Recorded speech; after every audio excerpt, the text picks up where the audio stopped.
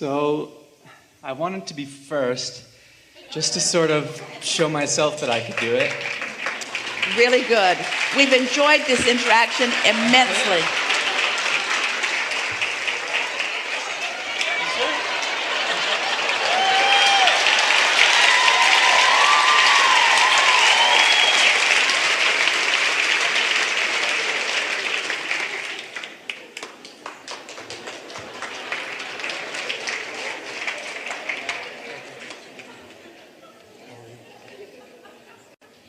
I wanted to be second just to show myself. I actually wanted to be first. First of all, welcome to Buffalo. There's much love for you here. And I speak for everyone. I'm going to do my best to articulate my question as I understand and as I practice and as I am in the process of fulfilling my desires on an individual basis. As I'm in the process of allowing the universe to fill my desires because of my clarity. Yeah? Yes. My steadiness of focus. Yes. My not waffling back and forth. I want it, where is it? I want it, where is it? I want it, where is it? Yeah? As I do that and as I become happier and more fulfilled, and as I emanate that to those around me, okay, on an individual basis for myself, I'm doing that. And if I feel I have a greater calling within me to do more than just fulfill my desires, but to be more for others and to be... Well, it's a normal thing for some of your desires to include things that you want to be in terms of an uplifter for others, but it's still your desire, isn't it? Correct. Yeah. How does the collective consciousness come into play? Can you help me with that? Yes, because the collective consciousness, it's sort of what we were talking about just now. The collective consciousness knows what everyone wants and knows what role you might happily play within the parameters of what you desire.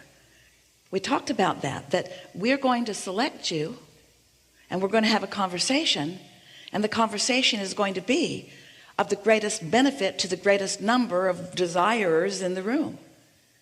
Everybody's not going to have an opportunity to sit in this chair, but everybody's going to have an opportunity to get what they came for, because what they desire is pulsing and we can see it. And we understand the path of least resistance. And so it's the same with you as individual teachers. You got that clearly, didn't you? I think I did, because I think what you're saying is as long as I'm happy in fulfilling my desire, and my desire is that reaching out and touching more people and help make their dreams come true possibly, that's still my individual desire. Because you are an uplifter to the core of your being. But we are very happy to have this conversation early on in this forum, because there are a lot of people in this room who are also teachers and uplifters and healers. And you have a tendency, bless your hearts, you have a tendency to be thinking in terms of service of others to your own detriment. You work too long, you work too hard, you don't take good enough care of yourself, and you worry about others. And the thing about that is, you cannot vibrate for them, so you cannot be anyone else's point of attraction. And words don't teach. Odd that we offer so many. Words don't teach, it's your life experience that teaches. Everything that you said, we liked it so much. And everything you said, we agree with completely. But there's a little reordering of it that we would like to do. And that is, we want you to be happy for the sake of being happy, and then you can help others. So in sequence, in order, do things. Because we don't want you to want to help others in order to be happy.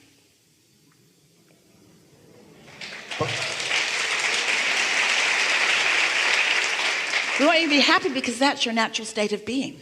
And we want you to be happy because that's the most important thing that you can demonstrate to others. But there is a tendency, and you all do it every single day. Esther does it too. Doesn't mean to, doesn't want to. It's just sort of something that you've picked up along your physical trail. If you are really soaring and someone else isn't, you just adjust yourself down so you can visit with them. You do. You do. Because communication with them matters so much to you. Say it again, Esther. Communication with them matters too much to you. Communication with them becomes your top priority, raising them up, helping them to understand. And in the process, you tune yourself to their frequency out of the receptive mode, and then you don't have anything to give them. And so when we encourage you to care about the way you feel, we encourage you to align with that source energy. And when you align with source energy, then you see the world through the eyes of source.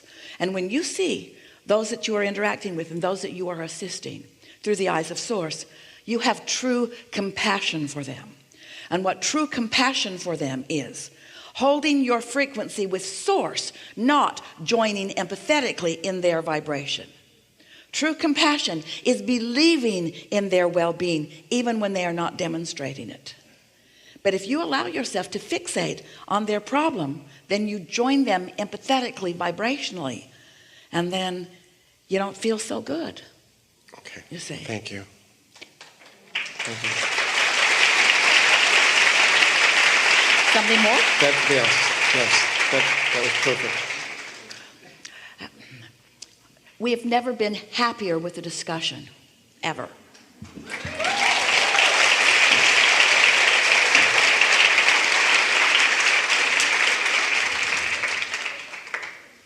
Hello. Yeah. Hey. All right. I love playing music.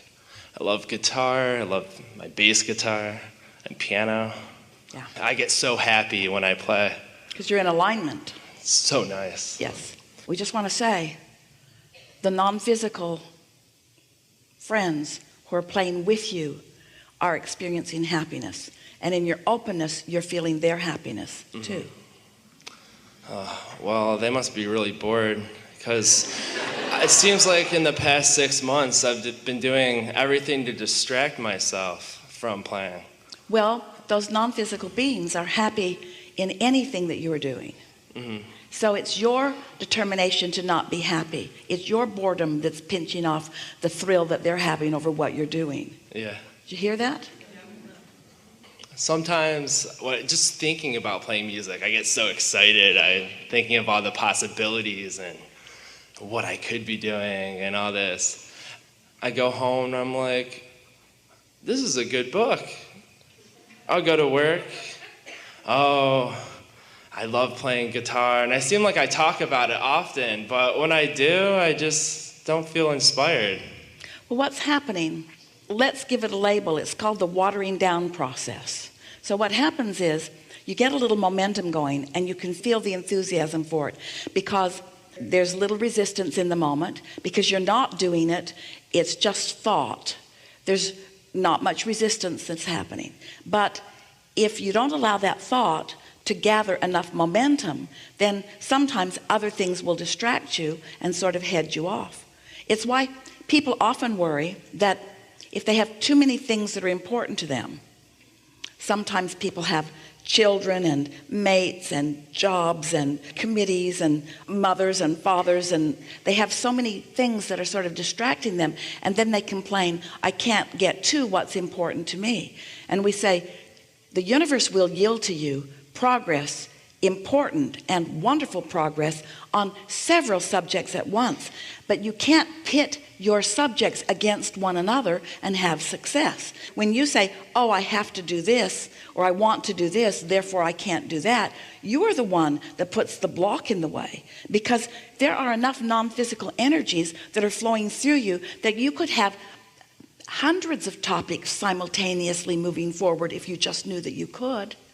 It's your belief that you're limited by time and space that makes you not move successfully forward on more of them at a time. when you say, I'm thinking about the music, but then I don't do it, something else distracts me, we want to say, you didn't allow enough momentum about the music to get going, that you felt the inspiration to act on it. That's all. And what that is a byproduct of, and can't you feel it in yourselves too? I want this but, and I want this but, and I want this but, and I want this but. So you don't allow any momentum to get going.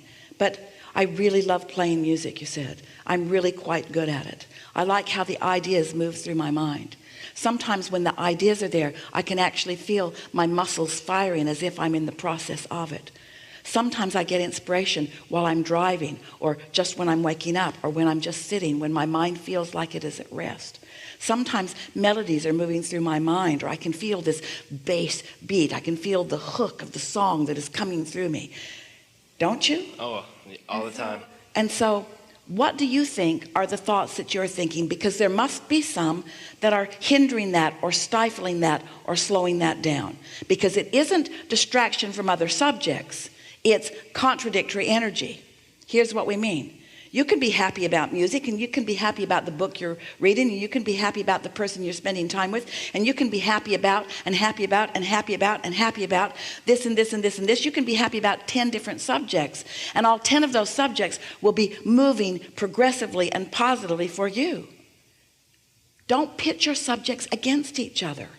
Don't use one subject as the excuse not to allow the energy to flow in another.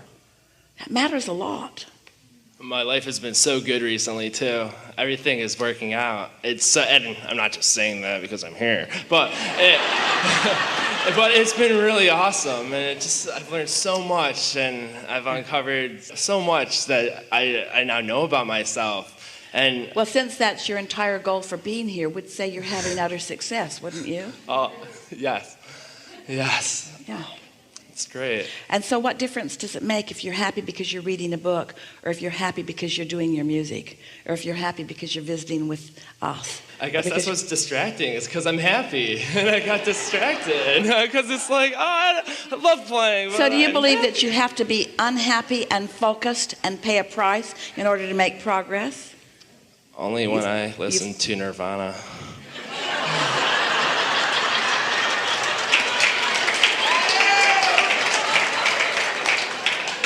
Well, it isn't the way the laws of the universe work at all, is it? Yeah. No, not at all. Yeah. Enough? That's perfect. It is perfect. Thank you. Yeah. Thank you. There you go. There you go.